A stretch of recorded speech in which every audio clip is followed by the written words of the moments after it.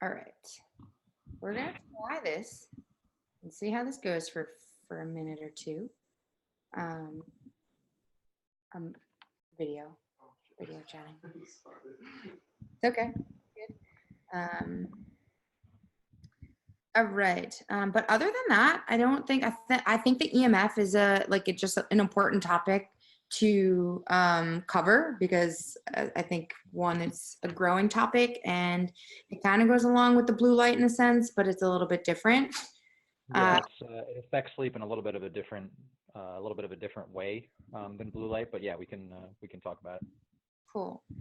And then one thing that I added in, I can send you these two through the little chat here. But the only other thing was, does melatonin work to improve? How does melatonin improve sleep? And then before we talk about supplements, I think it would be important to talk about if we can boost melatonin naturally or vice versa, supplements and then natural ways of boosting melatonin. Yeah, definitely. We'll talk. I want to spend a good amount of time kind of talking about circadian rhythms and chronobiology. So like melatonin will kind of fit right into that really well. So Awesome. All right. So seems like the connection is a little bit better than where I was last time. Would you agree? yeah, it seems like you haven't broken up at all. So Perfect. All right. So let me just send you. Do you think that we should talk about naturally boosting melatonin first or supplements first? I would say naturally boosting melatonin first, because I'll talk a little bit when I talk about kind of how sleep occurs. We'll talk a little bit about kind of how melatonin and cortisol are kind of in a balance to help maintain our circadian rhythm. So that'll probably come up first, and then kind of down the line we could talk about Perfect. supplementation. All right. So I'm just sending this back to you. It's literally just about the same exact thing that you sent me. I just added in like a few questions. Sounds good. And cool. All right. So we're already recording, so I will just edit the video afterwards. So I'll start and I'll oh, you froze. No, I spoke too soon. That's okay. It's still definitely better than where I was last time. For sure. I'm just going to make the effort to talk really slow because I don't. All right, cool. So I'll just introduce you. I'll introduce you. And then you introduce yourself, and then um, you can kind of take the floor, okay? Sure. All right.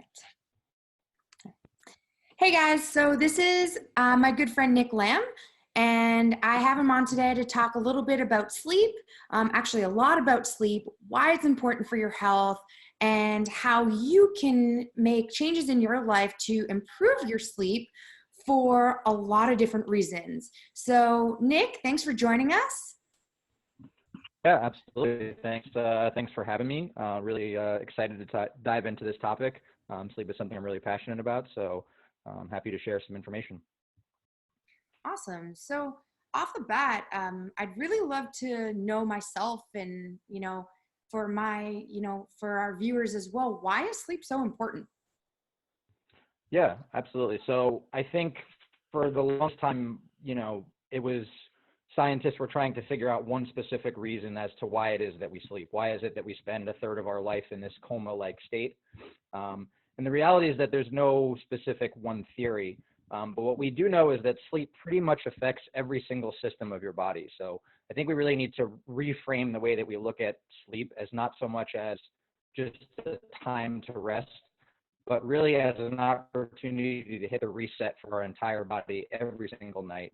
Um, it's always fascinated me that we have this one lever that we can pull that influences so many variables of our health and our well-being, down to the very person that we are, how we interact with the people that we love. So it's really, we have to look at it as the ultimate recovery tool, and really the lever that we can pull that's going to impact every single physiological system of your body. That's so true. Sleep honestly impacts everything. And I think that I really learned a lot about that over the last few years specifically, but I don't really think people give enough credit to sleep and how much it actually helps their body recover.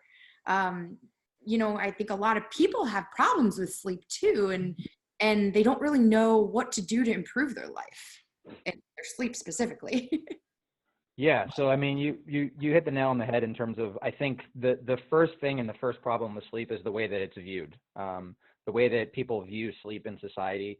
Part of what got me so interested into sleep and to get into sleep coaching was just how little attention sleep was getting relative to exercise and nutrition. Obviously, not to discount those things and how important they are for your health, but sleep is really foundational for those things as well. Sleep is going to directly impact your success on a nutritional program. Sleep is going to directly influence your motivation to exercise, your actual strength output when you do exercise. So, sleep is the thing that's going to impact every other single variable. So, a lot of the time when it comes to sleep issues, the first thing is just prioritizing sleep as being something that's important. So I always use the analogy, if you look at how sleep is prioritized in modern society, no one would go into the office on Monday and brag about catching up on sleep over the weekend, right? They'd be looked at as having a lazy and unproductive weekend, and no one would say the same thing about exercise or nutrition. So, the first step is, kind of changing the narrative on how we talk about sleep, how we prioritize sleep. Obviously we'll get into kind of more of the clinical reasons and things that actually disrupt our sleep, but a lot of times it's just the fact that people haven't prioritized sleep as being a valuable part of their health and wellness routine. They haven't prioritized routines around their sleep. So I think that's always got to be step number one, is really understanding why sleep is so important and then prioritizing it in your life. Do you think that prioritization is why sleep is such a big issue for most people? Yeah, I think that's, not to generalize, but in a lot of cases that tends to be, the first thing that I'll address is, what are you currently doing around your sleep? What do you currently know about sleep, right? What's your education around sleep and how sleep occurs? And, if there's none of that there, that has to kind of be the foundational piece before we start to jump into, supplementation or any of these other sleep hacks. People sometimes just want the magic pill, but the first step has to be, well, what are you currently doing in your sleep routine? And if you haven't done any of those things first, you have to try the just natural prioritization of making sleep a priority and see if that kind of drives the needle forward before you start to get into, all the other elements. Yeah, I definitely would agree with you and with all of that. I think that you're right. I don't think that people prioritize sleep as much as they should. In my intake form, I know I ask about sleep for all my clients. I want to know how much sleep they're getting, and so more often than not, people are only getting 5 up to 6 hours of sleep a night. Maximum. And Yeah, and I think another unfortunate piece to it that, in my experience, people tend to be very poor at self-estimating their sleep.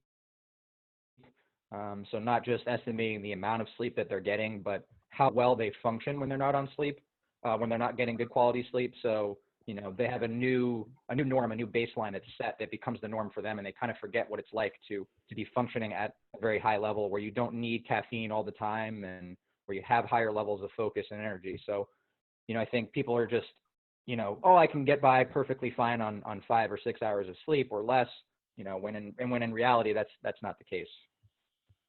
Yeah, absolutely. So, why exactly do we sleep? And can you tell me a little bit more about how sleep happens? I know we have these circadian rhythms, but maybe you can elaborate a little bit more about, why do we all need sleep so much? Why do we need the amount of sleep that we really do, and how much actually is that we need to be getting every night?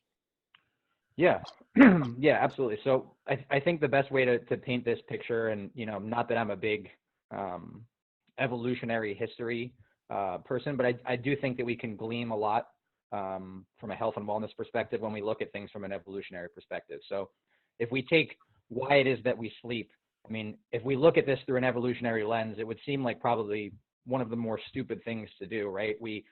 For 8 hours a night, we're not able to seek out food. We're not able to care for our young. We're not able to reproduce. It would seem like a very unuseful time from an evolutionary standpoint. So Mother Nature must have had a very, very important reason to keep sleep in the equation for so long and in the duration that we have it, a third of our life. And, like I touched on earlier, really it's completely restorative for every single aspect of your body and of your mind as well. We know that sleep impacts your ability to learn, your ability to retain memories. It's your body's best life insurance policy. I don't think there's anything better that you can do for yourself on a consistent basis to fend off disease than sleep. I think there's a lot of really great research and a lot of things being done on trying to manipulate certain pathways of how we age and how we can fight against aging. But the reality is that sleep impacts every single one of these mechanisms. So in regards to how sleep actually occurs, you mentioned the circadian rhythm. So you basically have two mechanisms that allow you to sleep. Firstly is your circadian rhythm, which we'll dive more into, but your circadian rhythm is basically your body's own 24-hour internal clock, one that everyone has. Your hormones rise and fall throughout the day at specific times. When you'd rather be awake and rather be asleep fluctuates on this clock. When would be the best time to eat? When would be the best time to exercise? When you have your most focus, when your blood pressure elevates, when your body temperature goes up and down, all of these things typically fall on this 24-hour clock in a predictable pattern. So first you have this circadian rhythm. The other piece to this is you have a chemical that builds up in your brain for every second that you're awake. Call it your sleep pressure. It's a chemical called adenosine. And for every second that you're awake, this chemical is building up, giving you the signal that you are sleepy and that it's time to sleep. These two things, your circadian rhythm and your adenosine, operate independently of one another. So they're not directly influenced by each other. But when you get your most optimal sleep and most optimal sleep signal is when you get the kind of convergence of these two things where you're in line with the circadian rhythm and you have the greatest buildup of this chemical adenosine in your brain. Now, does everybody kind of have the same circadian rhythm? Like, should everybody be sleeping at the same time every day? Because I know for me, I call myself a night owl, and I would always rather prefer to be up at night, even though I know that it's not necessarily the best thing for me. But, it's always been really difficult for me to get up early in the mornings and for me to go to bed late. Now, can that circadian rhythm kind of shift in any way, shape, or form? Well, so firstly, everyone's circadian rhythm is definitely not different. It's a kind of divergent field off of that. It's called chronobiology, which is the idea that everybody has their own individual chronotype. There's predictable chronotype patterns that everyone will have. But, you kind of touched on, you yourself are a night owl. So we have, the typical that people usually reference and know of as being morning larks and night owls.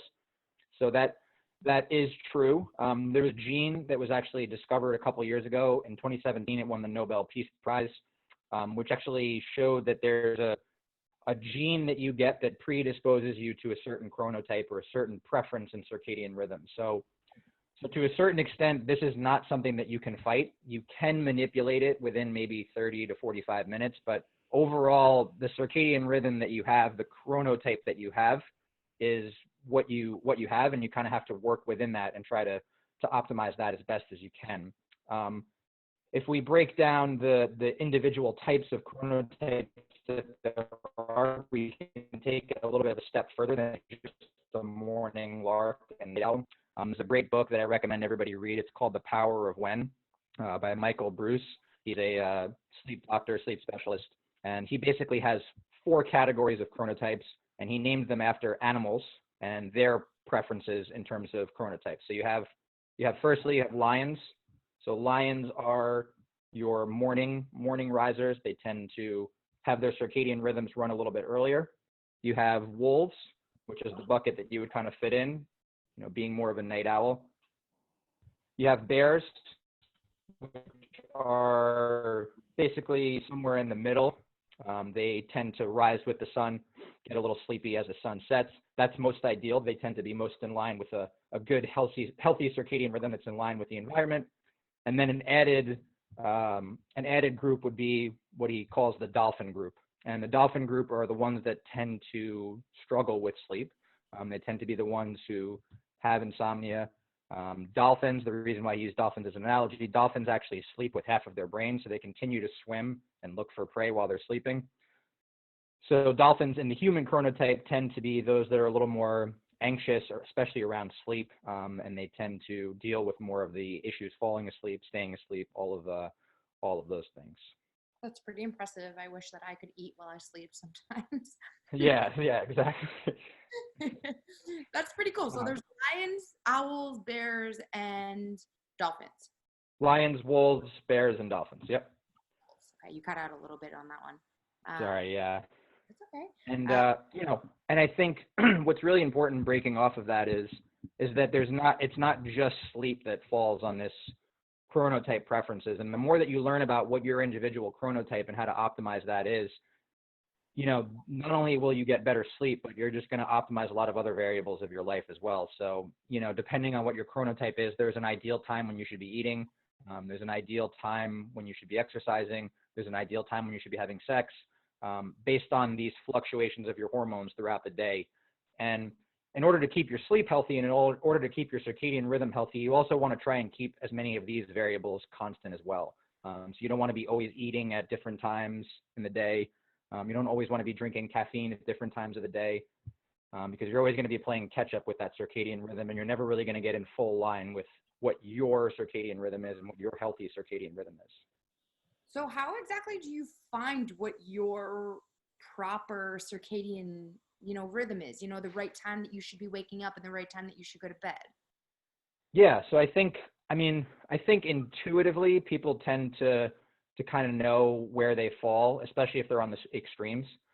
So you mentioned that you're more of a night owl or a wolf, because it's harder for you to wake up early. You prefer to go to bed later. Same goes for lions. They tend to know that they prefer to rise early before everyone else. I think it's more for the people that are kind of on the bubble in between. And you can have blending of these two things a little bit as well, but there is questionnaires that you can take that can kind of help you determine what your chronotype is. There's the Munich questionnaire for chronotypes that was developed a few decades ago. And then within that book, The Power of When, he actually has a quiz within that book and online, I believe, as well, where you just go through about 20 questions, lifestyle related questions, and it kind of determines which chronotype you are. But like I said, for the people that are on the extremes, that are on the outskirts, either super early or super late, I think those people tend to intuitively already know, where they fall. The unfortunate part of that is, depending on, that person's life, for the wolves and night owls, society tends to pretty much work against them. So they have to be much more strategic in terms of, their sleep, their productivity, all of those things, because, forcing a wolf or night owl to get up at 6 a.m. and start their day at 8 or 9 a.m. at work, is going to be completely misaligned with their circadian rhythm and what they ideally like to be doing. So unfortunately, they're the ones who really get the short end of the stick in terms of trying to match with society. And that would kind of almost be, for example, like someone with the chronotype of a lion who has a night shift.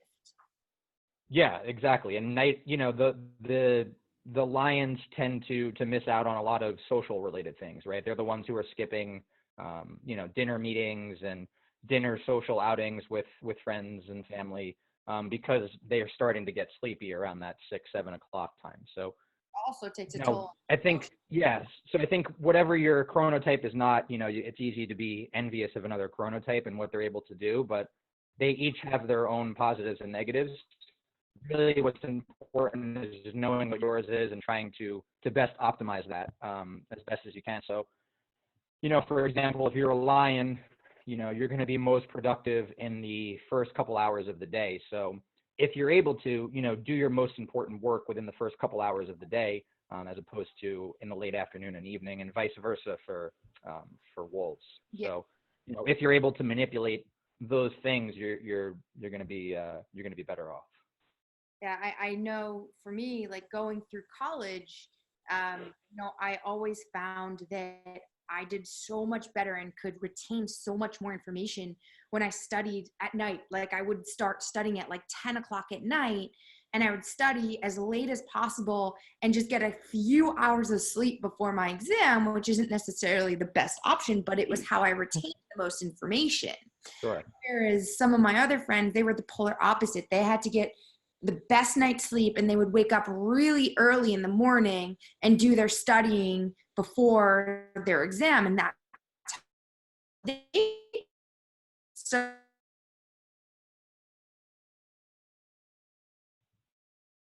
everyone kind of, I'm going to pause. You froze on me. There we go. All right. Yeah, I was It's going to say always I been just very fast. It's always been very fascinating to me how everyone kind of has different patterns that work best for them, and different ways that they remember things best and they're happiest, and going late, but other, you know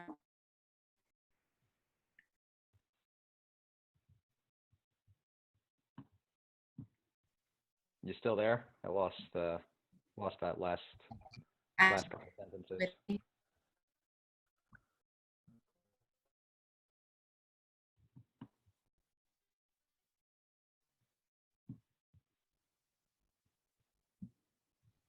Are you still with me? There you are.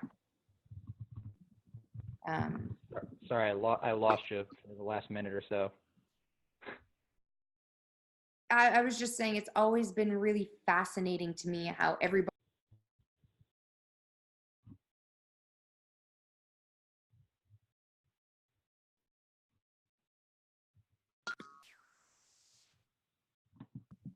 I lost the internet for a second. Sorry about that. No, that's okay. No, it's just always been very fascinating how everyone has a little bit of a different pattern, and I always picked up on that. So it's really interesting learning about, how everybody naturally kind of has something different genetically instilled into them. Yeah, absolutely. And like I said, we look at this mostly in the context of sleep, but this really ties into to just about every variable of your life. So, given kind of what we're talking about now, is there actually like proper time or a best time to go to sleep and wake up? So yes and no. I think a couple caveats. Obviously, we just talked about the differences in circadian rhythm. So for those people, their sleep times are going to be a little bit different. First caveat is I don't think it fluctuates as drastically as people will sometimes make it out to be. I don't think that there needs to be people going to bed at 8 o'clock and then people going to bed at 2, 3 o'clock in the morning. I think a lot of times people who are going at bed that late, 2 or 3 o'clock in the morning, are kind of covering up some potentially other sleep issue or something else that's kind of underlying there. So I think there probably is a sweet spot, and then that sweet spot will vary based on what your chronotype is. So I think probably between the realm of, say 9 o'clock and midnight is probably the window that's the sweet spot, and the fluctuations will occur based on what your is over the bear, like more in the middle of that, say, 10:30, 11. Owls or wolves are going to fall more on that midnight time frame, and then your lions are going to tend to fall more on the 9:30 range. So there definitely is a more optimal time. I don't think it fluctuates as much as people think. What's really, really important piece off of that is, in order to keep your circadian rhythm healthy, the most important thing you can do, and probably the most practical sleep tip to take away from today, and we'll talk a lot more about other ones, but probably the most practical and most important is to keep your sleep times regular. So the time that you go to bed and the time that you wake up. I really try to tell people to pick a time ahead of time that they know that they can stick to pretty consistently, and try not to manipulate that by more than like a half hour. Yeah. And the more that people shift away from that, we talked about all the reasons why that circadian rhythm is so important. The more that you shift away from that, you're really just your body's trying to constantly play catch up. Your hormones are trying to play catch up. And, every single week you're just going to be a little behind on that circadian rhythm, and your body's never going to function at its most optimal. So, the typical pitfall that people will make is, obviously they will be really strict about their sleep during the week, and then will catch up on sleep on the weekend, and they're sleeping in 2-3 hours later on the weekends. And as counterintuitive as it sounds, because you're getting more sleep, that really is probably the worst thing that you can do, because you're just completely having to reset that circadian rhythm every single week.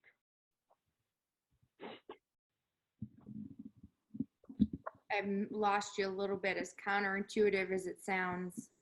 So as counterintuitive as it sounds to want to catch up on sleep on the weekends because you're actually getting more sleep, it's one of the worst things that you can do. You really want to try and keep that time consistent. If not, every week you're just resetting your circadian rhythm, or having to reset it.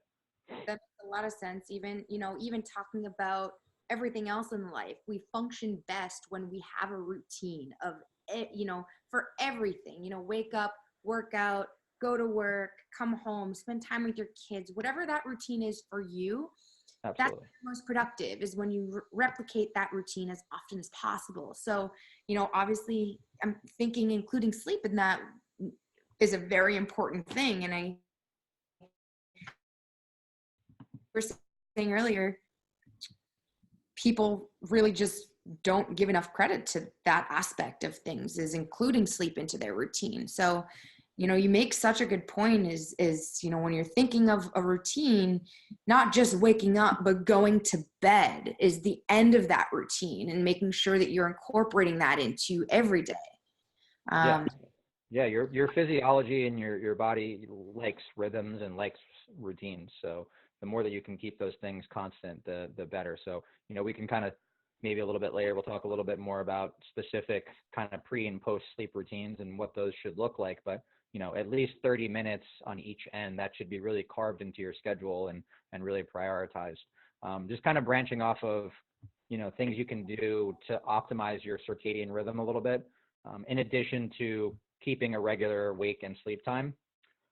The other really important regulators of your circadian rhythm are going to be light, temperature, physical activity, and nutrition. So in regards to light, obviously this is something that people know already to a certain extent, but maybe not as to why it's so important. But getting daylight very early in the morning, as early as possible upon waking, and then throughout the day, is incredibly important for a healthy circadian rhythm.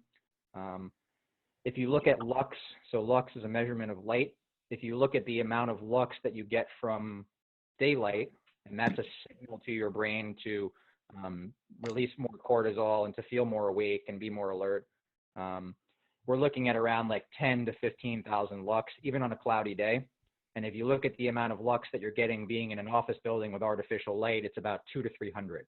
So there's just such a big discrepancy. And, we're really a light deprived society during the day and a dark deprived society at night. So, the light is probably the most important regulator of that circadian rhythm.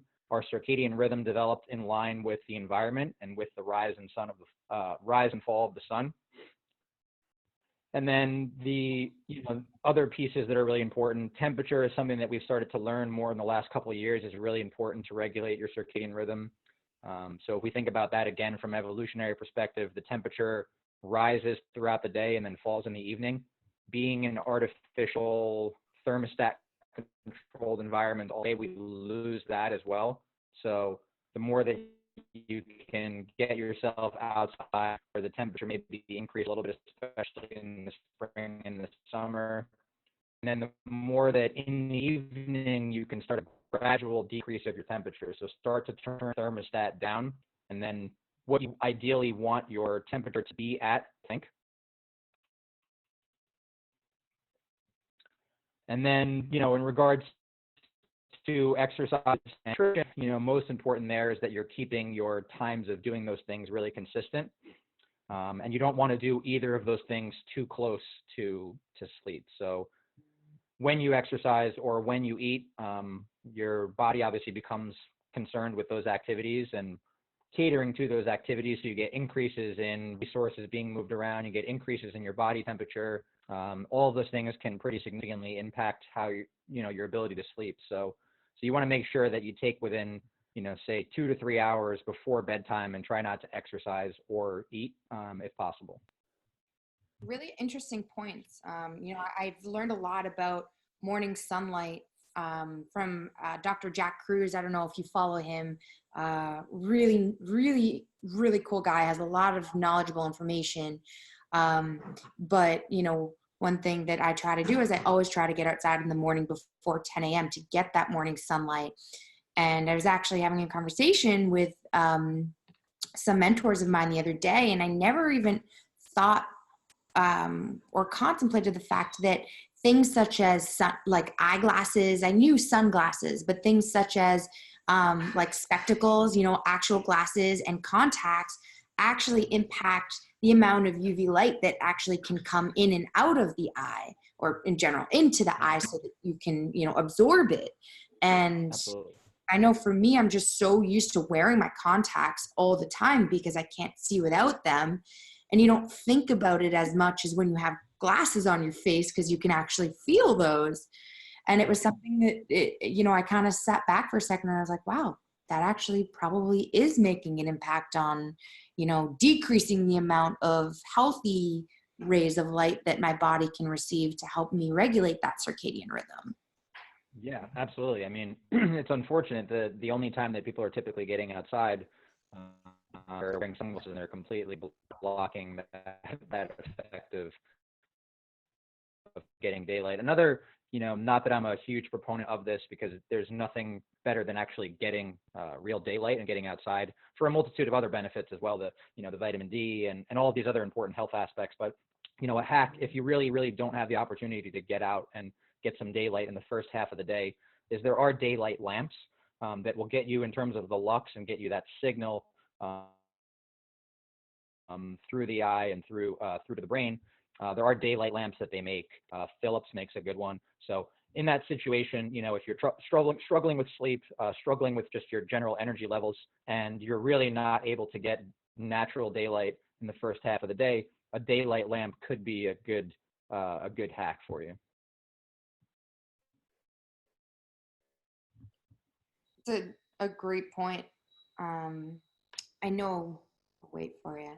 I know recently I also switched to trying to turn my phone off at night, and we'll get into phones and EMF in a second, and how that actually can impact your body and in your sleep and your circadian rhythm as well. But I noticed how much better I started sleeping when I turned off my phone and I started using an old school alarm clock. But I actually ended up getting, it wasn't Philips, but I got one that simulates that morning sunlight. So the light comes on in the morning and slowly increases in intensity, so that when I wake up, I actually have to walk over, get out of my bed, walk over to the alarm clock to turn off not just the light, but also the nice music. And that's one thing I've also noticed, is changing the sounds that you wake up to, and not having, an obnoxious alarm clock, because that almost makes it more traumatic to wake up than having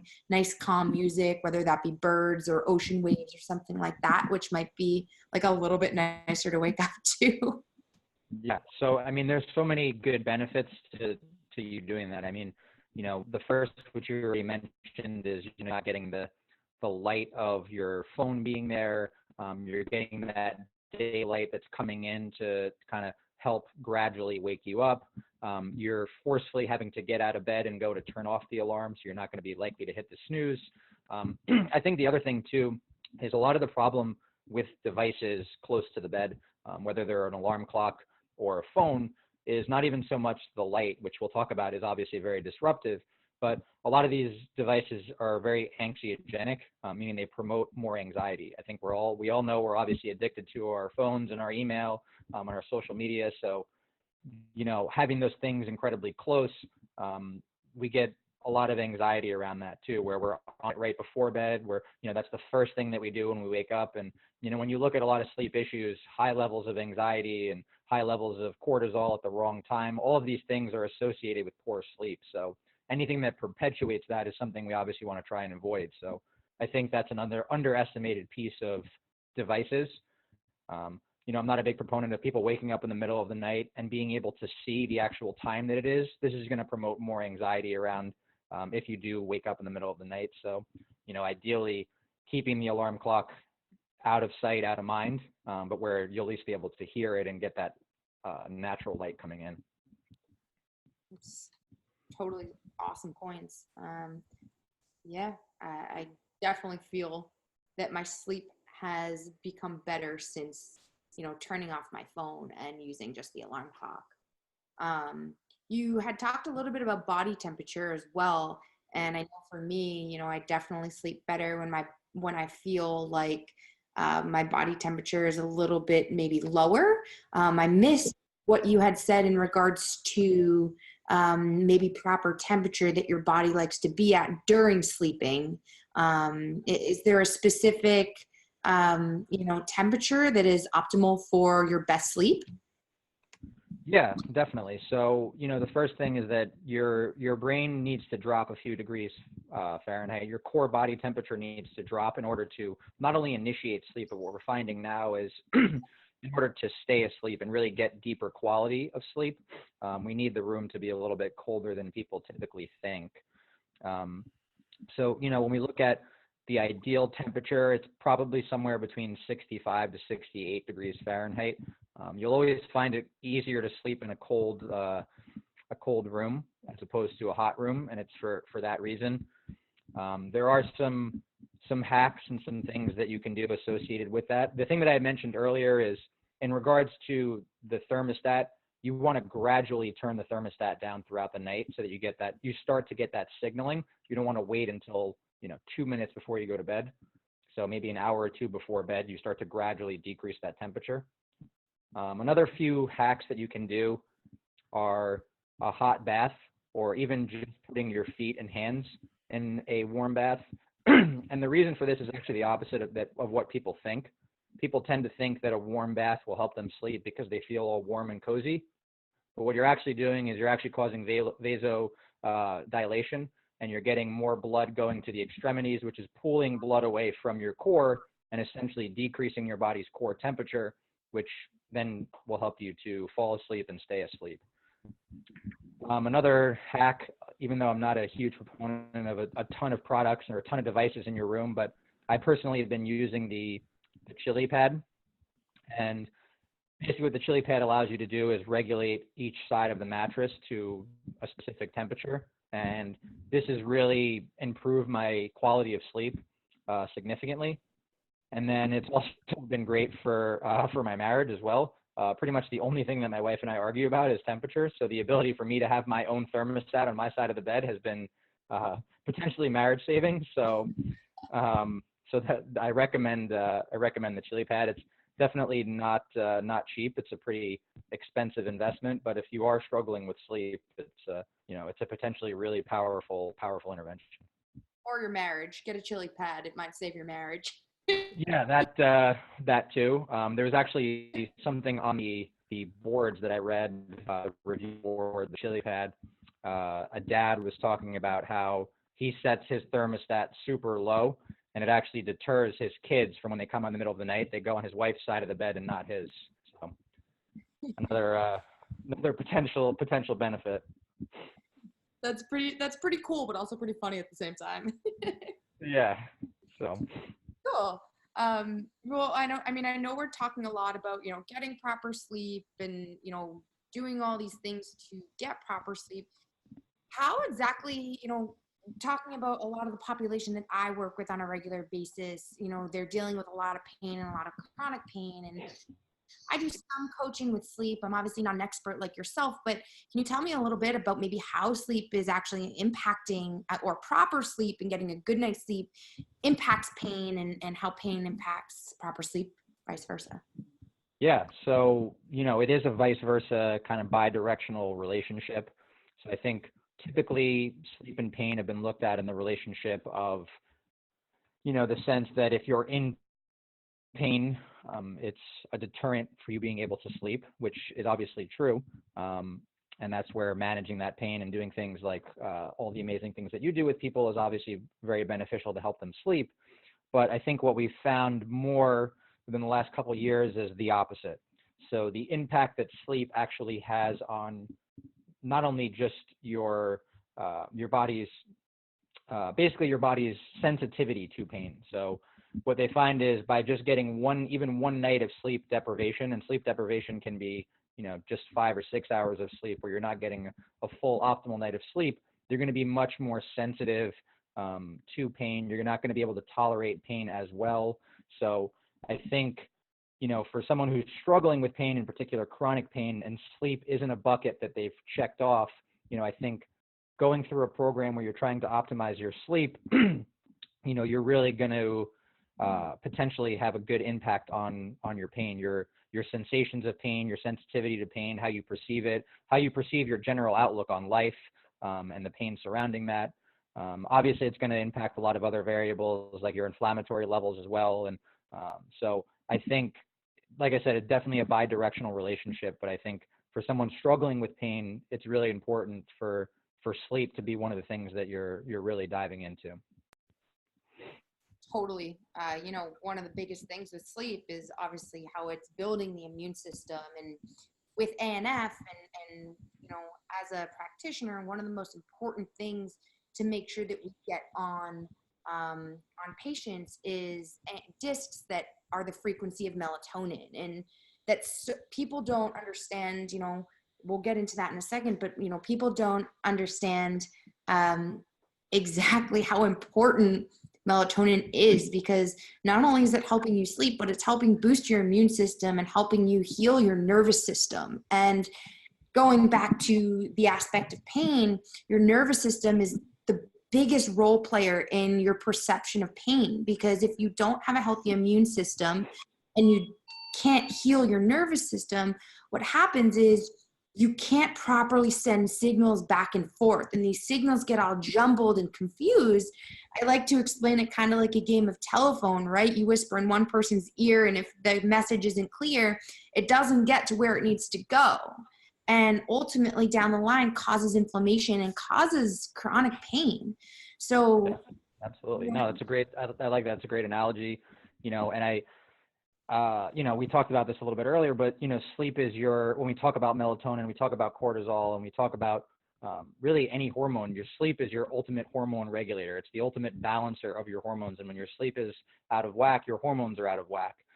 Your sleep is kind of also your best, retractor or rejuvenator of your autonomic nervous system as well. So, where you fall on the fight or flight, rest and digest spectrum is really going to be dictated a lot by your sleep as well. So, just kind of quickly talking about, the importance of melatonin when we talk about sleep, when we talk about circadian rhythm, when we talk about the hormones associated with your circadian rhythm, there's definitely a lot. But what we're most concerned with sleep is we're really looking at a balance between cortisol and melatonin. Ideally, a rise of cortisol early in the day, that cortisol falls, in the evening when we're not stressed out, ideally. And then, melatonin kind of does the opposite. So like you said, melatonin playing such a key role in so many elements of your immune system as well. So, the more that we disrupt sleep, the more we disrupt the production of those hormones that really are going to regulate all the recovery processes of our body. So. Yeah, one of the things that you really start to hone in on when you start getting into the higher levels of ANF is this hormone regulation, just like you're talking about, and the importance of making sure that your cortisol is able to fall. And I think a big piece of the puzzle that people don't understand is that if you're unable to get out of a fight or flight mode and bring yourself into rest and digest. And if you're unable to bring your cortisol levels down, it sends signals to all of your glands and all of your organs, quite literally, to decrease in their functioning ability. So it will literally start to decrease messages and turn organs down in how well they can function and support the rest of your body. And if you're not supporting the rest of your system and every system of your body, that's when you start to get chronic diseases and you start to have chronic pain and all these things that we're talking about. So just like you're saying, this balance of the cortisol and the melatonin is so important. And I think it's really awesome that you're able to give us some of these tips now, that you've been doing in regards to helping our clients and my clients be able to decrease the cortisol and at the end of the day and kind of re-regulate this melatonin cortisol balance. Yeah, absolutely. And I think not to kind of beat a dead horse in terms of the the things pertaining to circadian rhythm, but a lot of times when we look at, for example, people who struggle with insomnia, the common thread is mistimed cortisol. So they get spikes in cortisol at the time of them trying to go to bed, which is sleep onset insomnia, or they get spikes in cortisol in the middle of the night, which is sleep maintenance insomnia. And obviously the things that we can do from a stress management perspective as a part of their overall program is going to help to decrease those cortisol levels. But, when you just misalign their circadian rhythm at all, with all those other variables and all those other things that we talked about, that's going to cause these mistimed spikes of cortisol and of melatonin as well. So, they just go hand in hand. So obviously you want to manage the stress and you want to manage the cortisol through things like ANF and other, kind of natural pathways. But, the more that you optimize your circadian rhythm and kind of get things in line with where they should be, a lot of these hormones tend to get into place and kind of rise and fall when they should. So, you combine something like ANF with you optimizing your sleep and you really just have, the complete optimization of your health. Absolutely. And I know in regards to, optimizing your health and your sleep, I know a lot of people that are really pro sleep trackers. I know a lot of people that are anti sleep trackers. How do you feel about sleep trackers? Should I be tracking my sleep? Is it important to wear, these pieces of technology around my wrist? And for me, I know that one of my biggest worries with this is EMF, and getting this radiation and having it attached to my body at all times. But tell me a little bit about sleep trackers, how they're helpful, if they're helpful. Yeah. So like most things with health and wellness and the things that are debatable, the answer is it depends. So why I say it depends is that, we kind of talked about anxiety being a key trigger for sleep issues. So the problem sometimes with sleep trackers is that they first and foremost tend to, for somebody who's more anxious in general, they tend to promote a little more anxiety around sleep. So these people tend to get more focused on their numbers, and if they're not getting the right numbers, and a lot of times those can be poor metrics for them to look at. They should be looking at some other health metrics like heart rate variability, and they should be looking at subjectively how they feel. And so I think in those instances, typically my recommendation for someone who's struggling with sleep is that a sleep tracker is not the best option for you right now. I think there are instances where for somebody who has healthy sleep overall, but is just kind of looking to optimize it and take it to that next level, there can be some merit to sleep trackers here and there. They do bring awareness to how certain lifestyle variables can impact your sleep. How, for example, drinking really impacts your sleep. So I think from the awareness standpoint, if you're doing it every so often to, decrease the amount of EMF that you're getting, you kind of just do it every so often to check in on baseline of how you're sleeping. I think they can be beneficial. And talking about the accuracy of sleep trackers, I think, there's not really anything that's quite gold standard that's going to be comparable to like a sleep lab where we're actually measuring, people's brain waves, and we're looking at their body temperature, and we're looking at all these different variables, but I think they tend to be fairly accurate at tracking the duration of your sleep, the amount of time that you're actually spent asleep as opposed to being awake in bed, what we call sleep efficiency. When you start to get to differentiating between the sleep stages, deep stages of sleep, REM sleep, or your rapid eye movement sleep, your dream sleep, I think these things tend to be a lot less accurate. So I don't usually recommend that people base a lot of their decision making off of that, just because of the fact that they can potentially not be very accurate. Of the things that are out there, I think the thing that's probably the best and probably the closest to being accurate would be the Oura Ring, something that I've used myself, because it is taking into account heart rate variability, body temperature. It is on your person. You're wearing it obviously like a ring. I don't see a lot of merit in sleep trackers that aren't actually on your person. For example, the things that go underneath your mattress or on your nightstand, I think those tend to be very inaccurate. But yeah, the general rules are, if you're struggling with sleep trackers probably aren't the best. If you're just looking to optimize your sleep and take it to the next level, I think you should use it periodically. Oura Ring would probably be my best recommendation.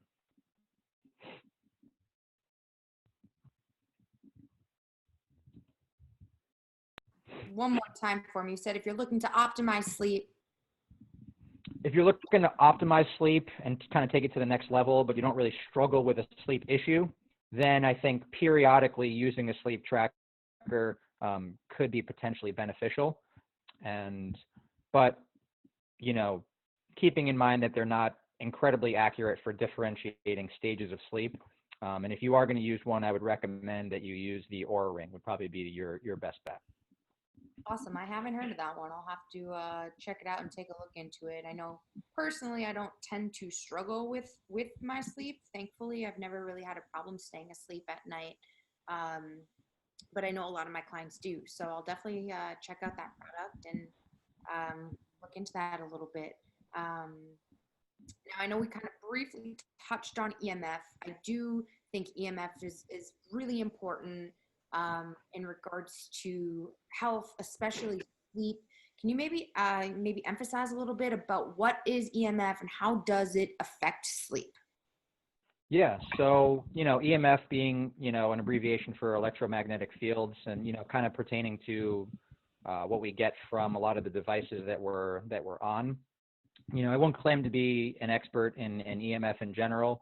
I think that I think the problem with EMF is that this is kind of obviously a new evolving area of study and a new evolving thing. And I think when we talk long-term implications of health, I'm not sure we even really know what those long-term implications are yet, which is kind of scary. In a way, we don't really know what the 20, 30-year impact of being exposed to these things really is. I think specifically when you talk about sleep, I think EMF gets clumped a lot with blue light. However, it impacts, at least to my knowledge, it impacts your sleep in a different way. So blue light tends to disrupt circadian rhythm in the sense that it suppresses melatonin production when you're exposed to blue light. EMF tends to, and this is harder for people to measure, especially if they're not actually in a sleep lab, but EMF tends to impact brain waves in the sense that, so if you were to be in a sleep lab and you were to look at your brain when you were going through sleep, your brain waves will look different at different times of the night when you're at different stages of sleep. And what they kind of preliminary have found, and again, I don't think there's a ton of body to really drill this home yet, but is that EMF can be potentially disruptive to you getting brain waves that are associated with deeper stages of sleep. So we think of those deep stages of sleep as being ones that are much more restorative for the mind and the body. So, too much EMF exposure, we start to see, an inability to create those brain waves that are associated with deeper sleep. Pretty cool. I didn't realize that they impact the body differently like that. That's really interesting. Yeah. Now, if I want to eliminate and reduce my amount of, let's say, EMF and or blue light, do you have any recommendations in regards to how to do so? Yeah, so there are some EMF blockers that you can use. We can kind of, maybe we link a few, yeah, maybe we can link a few in terms of products that we recommend. I think the best recommendation in terms of these things is always what people don't want to hear, and it's abstinence. So, one of the things I spend a lot of time coaching people on is trying to construct the most optimal bedroom for sleep. And really the most optimal bedroom for sleep is one that's just bare necessities. So, the more that you can make your bedroom a powerful trigger for sleep and not have, TVs and other devices and iPads and all of these things, especially in your room, the more that you can not have those things there, the better, and this kind of ties into the fact that your brain is very associative. So, if you do too many things in your bedroom that aren't sleep, your bedroom and your bed becomes less of a powerful trigger for sleep. So, I usually tell people the only things you should be doing in bed are sleep and sex. And really anything else should be kept outside of the bedroom. Even reading, I know people like to read a lot at night. That should be kept out. And then, obviously TV and all of those things should be kept out. In regards to blue light, I get a lot of objections on this. I have, CEOs and corporate people that I've worked with before that, have to absolutely be on screen times, within the minutes before bed. And in those cases, blue light blocking glasses do, to a certain extent, block that blue light emitting. So that when you look at the light spectrum, the reason blue light is so disruptive is that blue light tends to be the most disruptive to melatonin levels.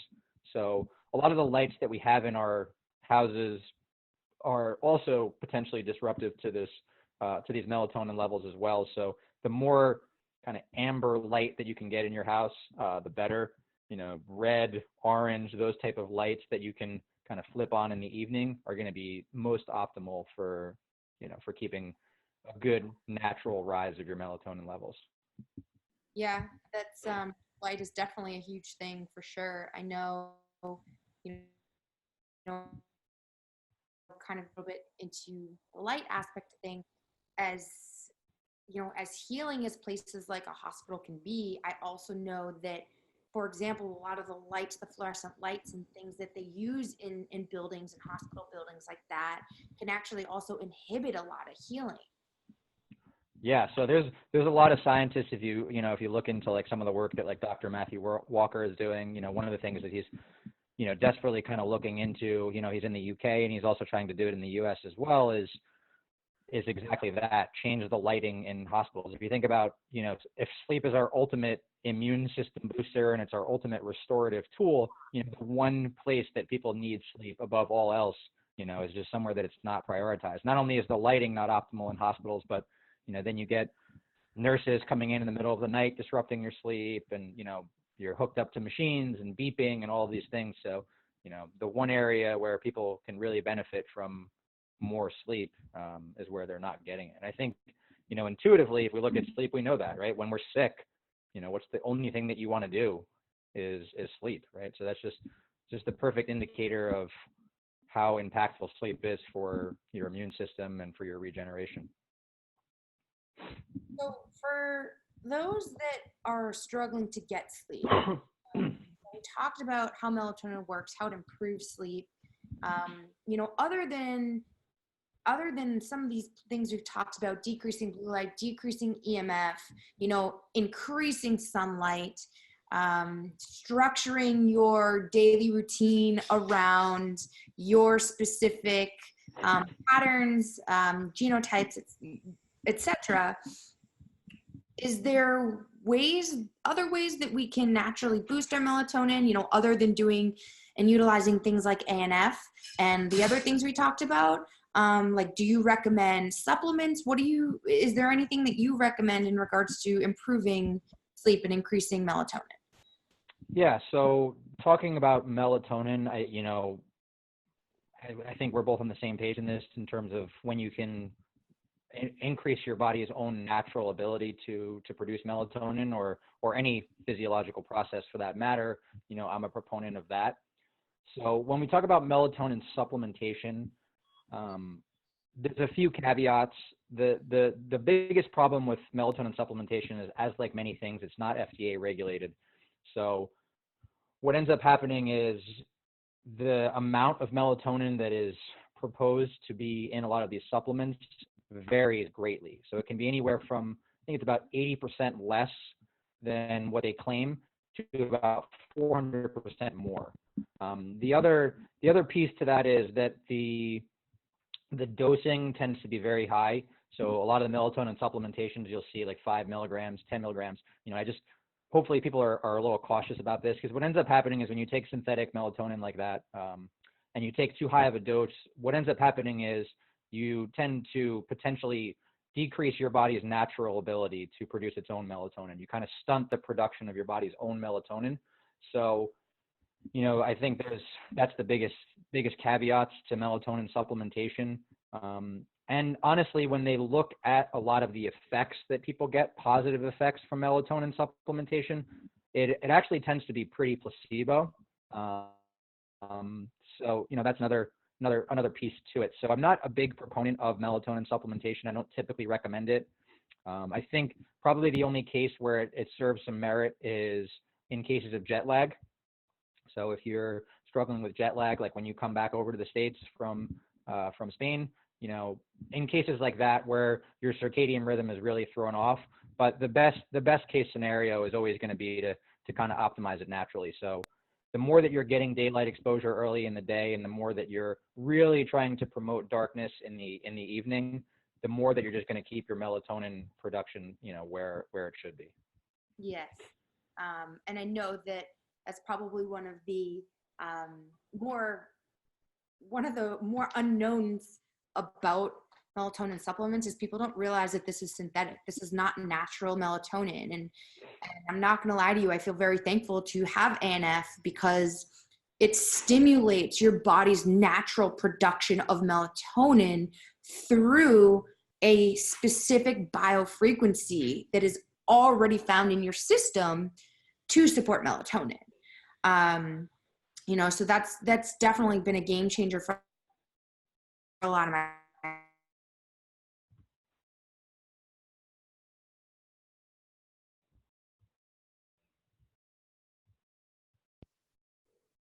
and really help them regulate their circadian rhythms. But another piece of the puzzle is, on top of it being synthetic, what people don't realize is every single pill and every single capsule that we put into our body and that we ingest, I'm not going to say every single one, but most of them, they actually contain ingredients, especially pharmaceuticals, that actually inhibit and decrease your body's immune system. And so on top of it being synthetic, a lot of what people are putting in their system is actually doing the opposite of what they think that it's doing. Yeah, absolutely. And I think another thing that I, talk about a lot with people is it's so hard from a pharmaceutical perspective. It's so hard to create something that is specific, right? So what I mean by that is if they're creating something that's proposed to be for a specific thing, for it to get into the specific tissue, organ, system, or whatever it is that it needs to get into is just so hard to engineer. And that's so much of the problem with pharmaceuticals. And, and when it doesn't, it ends up somewhere else in your bloodstream that, was never the intended benefit. And like you said, we just don't know in a lot of cases what the effects that has on the rest of your body. So the liver has a really hard time breaking down synthetic materials. And when that happens, the liver has over 500 different functions in the body. And at that point, you start playing and messing with all the other systems. So making sure that you're getting natural melatonin is so important. So, I know one thing that we haven't really talked about is how, sleep actually impacts performance, not just for athletes, right? I think that's the first thing we think of when we think of performance, but also for your ability to focus, your ability to stay happy, your ability to function at work and in your everyday life. Can you elaborate a little bit about, how is sleep and proper sleep impacting performance during the day? Yeah, absolutely. So I think when I explain this to people, it's a little bit of a balance. So firstly, anything that I do with sleep, I'm really trying to paint a picture of obviously how important it is. And, when we talk about general health and your mental performance, it really impacts every single variable. But at the same time, a lot of the issues that people have with sleep can be attributed to negative thoughts and anxiety around sleep. So I always try to balance it out with not, over exaggerating these things to a certain extent, to the point where I'm perpetuating the anxiety that people who struggle with sleep already have, which is kind of that idea that, if I don't sleep, I'm never going to function. And if I'm already struggling with sleep, I'm screwed. So, I think firstly, when you look at that, it's not as drastic on a night by night basis as you think. So, one or two or even a couple nights of poor sleep, not getting as much sleep, is not going to disrupt your life as negatively as you think. And even if you've been struggling with sleep for a long time, it's never too late to hit the reset button. When we look at how sleep impacts your ability to focus, your inflammatory markers, any of these things, when you optimize your sleep and you really get it in line with what it should be, we see, all of these things tend to bounce back within a few weeks. So it's never too late to kind of turn the page on, how you sleep. With that being said, when we talk about sleep and performance, it really kind of spans across the board. So, there's a huge growing amount of research that's done in the corporate wellness realm, where they're looking at, the effects that sleep has on, your productivity, your, how often you're sick, your ability to focus, your willingness to collaborate with other people. And really all of these things are impacted by your sleep. So I think it's, like I said, it's kind of finding that balance of trying to emphasize how important it is and how you shouldn't underestimate it, but with also not kind of painting this all or nothing mentality around sleep, if that makes sense. No, absolutely. I definitely think through our conversation today, it's going to be really helpful to a lot of our clients in regards to helping them understand how important sleep is, because it really clearly plays such a giant role in our lives, and not just our happiness, but our health and everything around us. So, I mean, talking about, sometimes it's inevitable. Sometimes we do get a crappy night's sleep. So, I mean, when that happens, what do I do the next day? If I haven't had a good night's sleep, is there something that I can do to improve my ability to perform or to function throughout the day? Yeah. So I think, like you said, you're always going to have that night or two where things happen where you don't sleep. The day following sleep, your best bet is really just to prioritize your routines for that following day as best as you can. That's your best ability to kind of hit the reset button. So, we haven't talked really about routines yet, but the morning routine that you have is so important. So even if it's a night that you struggle with sleep, even if you only got 4 or 5 hours of sleep, try to get up at your normal sleep time and just go through and really prioritize your routine. So whatever that routine includes in the morning for you, hopefully it includes some natural daylight for you. As hard as it is, the thing that people are going to always go to in days like that is caffeine. And we haven't talked about that yet, but the caveat with caffeine, the problem with caffeine is, one, it obviously is a stimulant and it tends to fuel a cycle of dependency. So if you need caffeine immediately upon waking, you kind of need to reassess your sleep routine.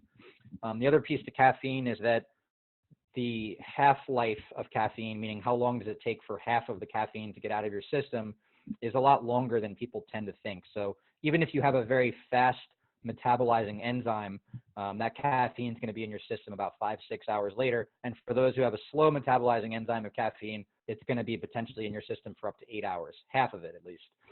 And then you could even see traces of about 25% of it 10 to 12 hours later in your bloodstream. So you have to really be cognizant of that and the impact that it can have on your sleep. So, in the instances where, coming back to the question, in the instances where you have a bad night of sleep, as counterintuitive as it sounds, try to not have caffeine or as much caffeine on those days. Really try to prioritize your light therapy, so the daylight exposure during the day, the darkness at night. We haven't kind of talked about exercise. When exercise is timed the right way, can really be a powerful stimulation for sleep. So we don't want to do it too close to bedtime, but exercise impacts our sleep, much like being sick actually does, and that it triggers a response from the immune system where you get a lot of these inflammatory cytokines and all of these things that are released when you exercise, and that's going to help you to kind of get a deeper quality of sleep. So. Yeah, I mean, again, even in this circumstance, I can see where routine would really come in handy. Even when you're feeling off, if off for a day or off track or something, just getting back to your routine and following your routine, following your schedule, your calendar, it helps just stay on track. But kind of talking a little bit more about routine, what are some of the best ways? Or some of your favorite tips or recommendations in regards to having the best routine in the morning to wake up and move into your day, and also at night to help fall asleep at night, calm down, and actually get the best night's sleep possible? Yeah, absolutely. So I think especially the morning routine, people really tend to skimp on the morning routine. They kind of get right up and jump right into the day. And I think this is a really big mistake. Um, the best thing that you can do, even if it means getting a little bit less sleep, is actually to start your day where you have about a 30 to 60-minute window to really kind of ease into your day. And the biggest thing obviously to that is the daylight exposure that you're getting. Depending on your chronotype, it's not necessarily beneficial for everyone to have breakfast right away. So you kind of have to look into that a little bit more in terms of where your chronotype falls.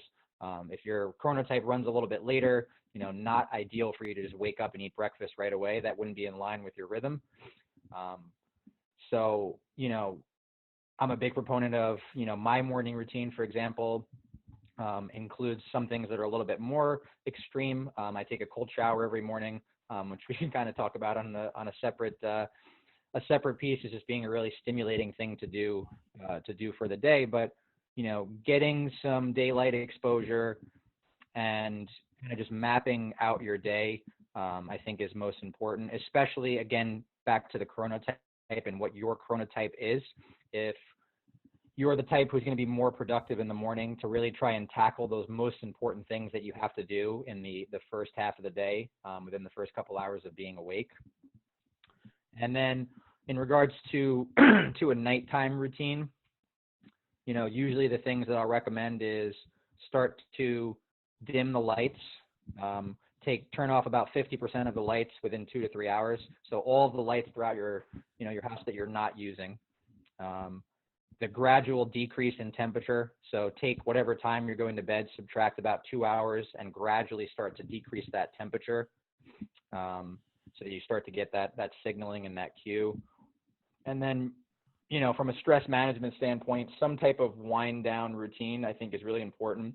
The one that I've found to be most effective for people is journaling rather. And really with this, what you're just doing is you're taking whatever time you're going to bed minus, say, 45 minutes or so, and you're just kind of a brain dump. You're just writing down, what your thoughts are, what your worries are, what your to-dos are for the following day. The idea, knowing that those things are on paper, so that when you're lying in bed trying to sleep, you're not worrying about what it is that you have to do tomorrow, or, what some things that may be pressing on your mind. That they're at least kind of written down, and I think that does create a little bit of peace of mind. For those that are able to, to meditate and have a meditative practice, that could be a great thing, obviously, as part of your evening routine as well. But I find for those people that struggle with meditating, that the journaling and kind of brain dump tends to be very effective for them.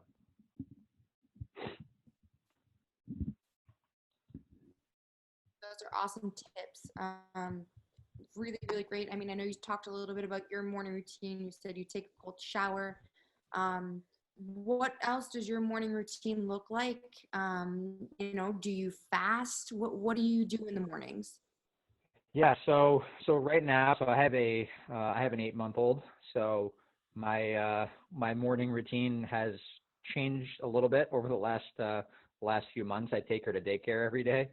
So, and I feed her in the morning before I go. But I do get up earlier before that.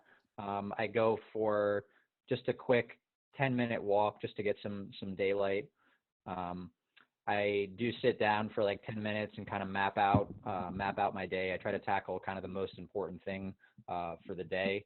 I will do some type of meditative, active recovery type of process, whether it's just some breath work, some joint mobility work, whatever it is, and then I'll have my cold shower.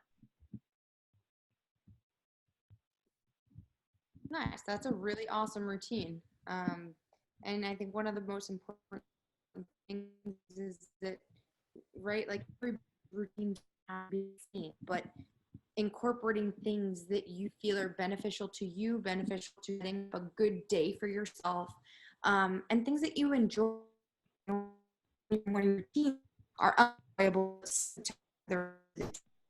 Um, I know that me back home, I more really great, and once I came to Spain, it definitely got a little bit more challenging. The days here definitely very long and change a lot, but I've been really trying to find my way back. But do you have any insight as to journaling in the morning versus journaling at night? Um, oh,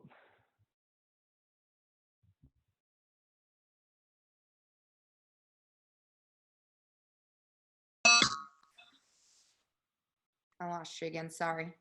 uh, can you hear me? Yes. Cool. So in regards to, whether to journal in the morning and journal at night, I think it comes down to a matter of preference and a matter of when you can fit it in. I think there's such merit in doing it, whether it's the brain dump like I talked about, or it's gratitude journaling, which I've done for periods of time as well. There's there's this idea, which is not just an idea, it's proven that positive thoughts and gratitude impacts your physiology and impacts. There's a whole growing field. It's called psychoneuroimmunology. So the thoughts that you have, whether they're positive or negative, directly impacts your immune system. So I think it really comes down to fitting in wherever you can fit it in. I think that journaling prior to bed is something that somebody who struggles with kind of racing thoughts at night should really prioritize. Just the idea that it can kind of turn down the mind a little bit. Again, if that's what you struggle with, having those racing thoughts, I think then you should really prioritize doing it at night. But if not, I think there's just as much value in doing it in the morning as well. That's a really good point. I know, like for me and some of my, my clients, like for me, my racy thoughts are in the morning. I wake up and I'm very, discombobulated about what I have to do, what needs to get done, and all these things going on. Uh, but no, that's some really awesome, little tidbits of advice and pieces of information. Um, I think that this has been, really helpful and really beneficial. I've learned a lot from you today. Kind of closing off here, is there anything that you feel like we didn't touch on that should be touched on? So I mean, yeah, there's probably definitely more variables. I could talk about sleep for hours and hours. But I think one last piece, in regards to people who are struggling staying asleep, so wake up in the middle of the night and they're unable to fall back asleep, just because that's a common thing I get from people a lot. And in terms of what to do in those situations, and we call it the 20-20 rule. So if you're unable to sleep for 20 minutes or more in bed, get out of bed, physically out of bed for at least 20 minutes. We just kind of talked earlier about how your brain is very associative and how you really want your bed to be a powerful cue for sleep. And if you're spending too much time lying there, not sleeping, your brain is going to very quickly make that association and make it more difficult for you to fall back asleep and just sleep in general. So, the 20-20. So if you're in bed 20 or more minutes, get out of bed and do something low level for at least 20 minutes and then come back. So, Really cool yeah. advice. I have never heard that one before. Awesome. Cool. Well, Nick, thank you so much for your time. Um,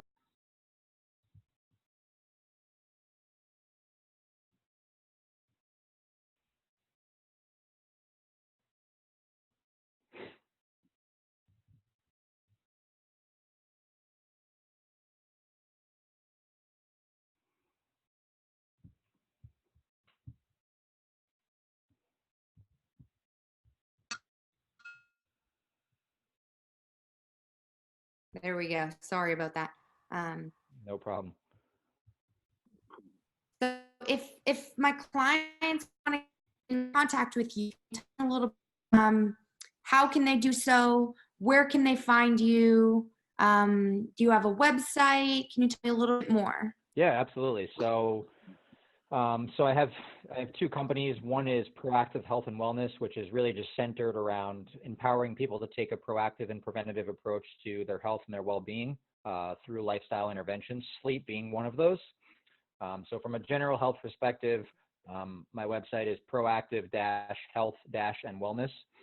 And then from a sleep-specific perspective, my website is currently in development right now, but it's theonlinesleepcoach.com.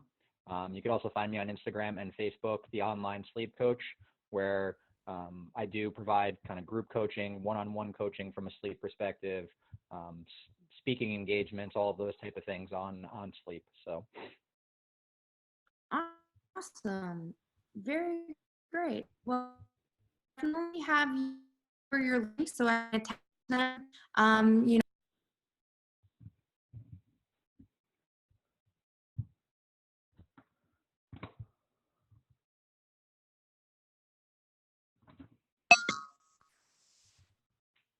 sorry, of course, I'm having good thing it wasn't struggling doing this the whole time. at the end. Um, but yeah, so I'll definitely connect these links to the video so that they can better, more easily get in contact with you, your social media, your websites, etc. But thank you so much for all of your incredible knowledge today. I really appreciate it. And yeah, thank you so much. Yeah, my pleasure. Thanks for having me, and take care. Absolutely. Thanks, Nick. Hope you have a great All night. right. Thanks. You too. Thanks.